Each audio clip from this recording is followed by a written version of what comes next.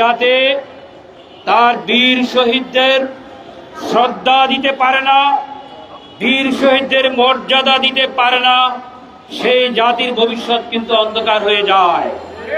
আমরা বলতে চাই, আমরা কোনোভাবেই আমাদের ভবিষ্যৎকে অন্ধকার করতে দিতে পারি না।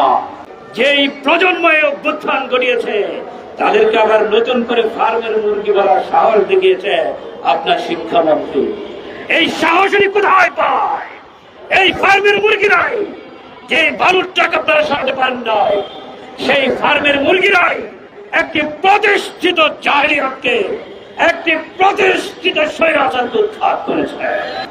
বন্ধুরা, আবার যেই তফসিলের মধ্য দিয়ে নির্বাচন অনুষ্ঠিত হয়েছে, জাতীয় সংসদ নির্বাচন, যেই তফসিলের মধ্য দিয়ে নির্বাচনে আপনারা ক্ষমতায় গিয়েছেন, সেই একই তফসিলেই গণভোট অনুষ্ঠিত হয়েছে। আর এই গণভোটকে অস্বীকার করার মধ্য দিয়ে আপনারা যদি এটাকে প্রতিষ্ঠিত করেন, তবে আপনাদের ক্ষমতার ভিত্তিও নষ্ট হয়ে যাবে। বন্ধুরা আমার, যদি বলেন ওই নির্বাচন তো হবে না, সেজন্য এটা মেনে নিয়েছিলাম, আপনারা জানেন গাছে উঠতে পারছেন না, যেই মই বেয়ে গাছে উঠেছেন সেই মই জনগণ সরিয়ে নেওয়ার আগেই নিজেরা সরিয়ে দিয়েছেন। কি মনে করেছেন এই গাছ থেকে কি আপনাদের নামতে হবে না কোনোদিন? বন্ধুরা আমার, সেই ভয়ঙ্কর পরিণতির কথা আমরা স্মরণ করিয়ে দিতে চাই। জনগণ মই সরিয়ে নেওয়ার আগে নিজেরা মই ঠেলে ফেলে দিয়েছেন। এই বোকামি যদি করে থাকেন, আমি বলতে চাই না বুঝে করেছেন, অথবা এমন কোন শক্তির ইশারায় করেছেন যারা আপনাদের লেজটাকে কেটে দিতে চায়। বন্ধুরা আবার, আজকে বন্ধু শিখেন নাই, বন্ধু চিনেন নাই। আজকে সরকারকে উদ্দেশ্য করে বলতে চাই, অনতিবিলম্বে জুলাই গণ অভ্যুত্থানের যে চেতনাকে ধারণ করে গণভোটের আলোকে জুলাই সনদ বাস্তবায়নের সিদ্ধান্তকে অবিলম্বে বাস্তবায়ন করুন। অন্যথায় জনগণ যদি আবার না বলা শিখে যায়, জনগণ কিন্তু না বলা শিখেছে, আমরা জান দেওয়া শিখেছি। আজকে যেই প্রজন্মে অভ্যুত্থান ঘটিয়েছে তাদেরকে আবার নতুন করে ফার্মের মুরগি বলার সাহস দেখিয়েছে আপনার শিক্ষামন্ত্রী।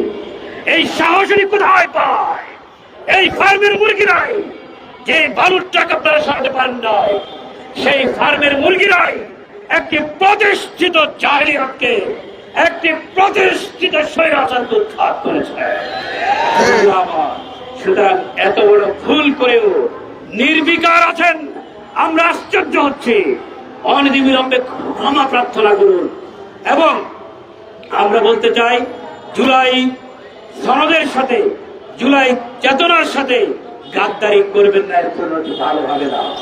আমরা খুব ভালোভাবে বলছি, জুলাইয়ের চেতনাকে ধারণ করে জুলাইয়ের স্পিরিটের আলোকে অনতিবিলম্বে গণভোটের রায় কার্যকর করুন।